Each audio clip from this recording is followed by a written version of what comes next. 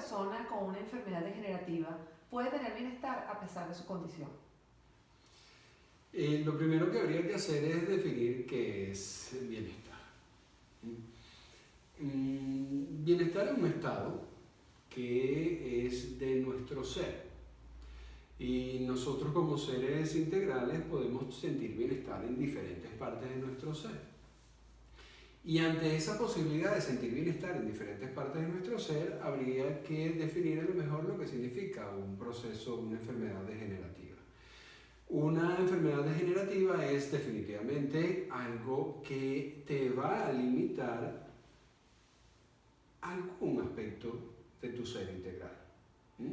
Una enfermedad degenerativa puede estar relacionada al movimiento, o una enfermedad degenerativa puede estar relacionada a alguno de los sentidos, pero sea la que sea cualquiera que sea la enfermedad degenerativa, va a limitar, y esto es lo importante, una parte de nuestro ser.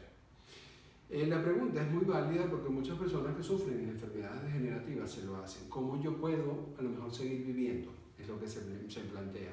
¿Cómo yo puedo seguir teniendo paz o seguir siendo felices? ¿Dónde está el verdadero problema de esa pregunta? La pregunta empieza a ser un problema cuando la persona también tiene una concepción limitada de su ser. Si por casualidad la persona tiene una concepción limitada de su ser y la discapacidad se plantea en esa parte, por supuesto que la persona pierde cualquier posibilidad de bienestar.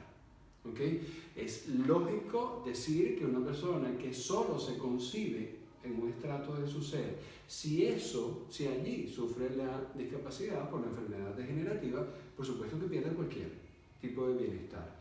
¿Qué es lo que hay que hacer? ¿Cómo puede entonces una persona tener bienestar a pesar de una enfermedad degenerativa?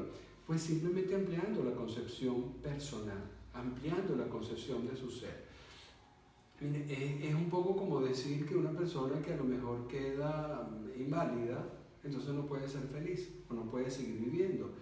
Esa persona que tiene, a lo mejor a la cual le ocurre esa invalidez, esa persona tiene que empezar a darse cuenta que ella no es solo el caminar.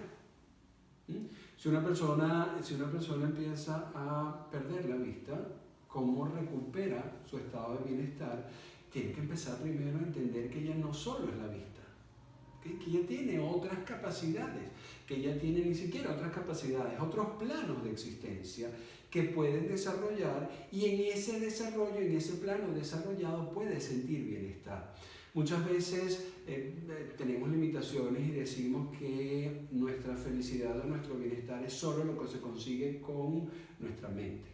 No, nuestra mente nos puede dar un estado de bienestar, sí, por supuesto, pero un estado de bienestar limitado a la mente o a los procesos mentales.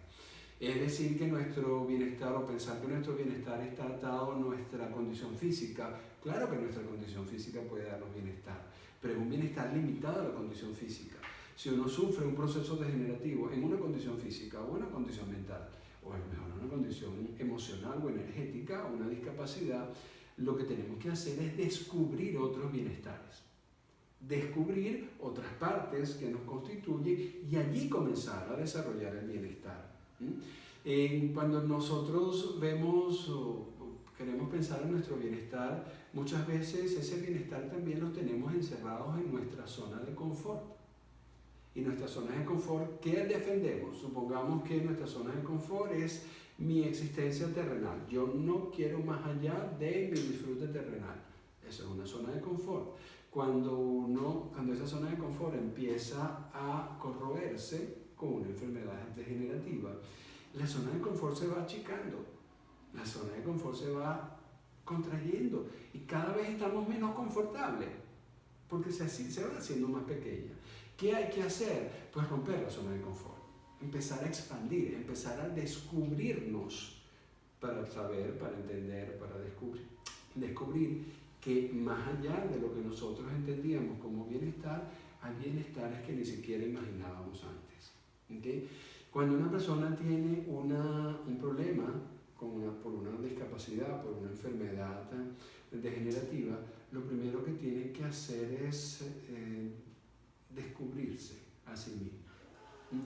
Expandir el concepto que tiene de ella. Porque si definitivamente la persona se cree que sin la vista no puede vivir, o sin el andar no puede vivir, o sin el escuchar, sin el oír no puede vivir, definitivamente ahí la persona muere a nivel de bienestar, ¿okay? Se le acaba el bienestar.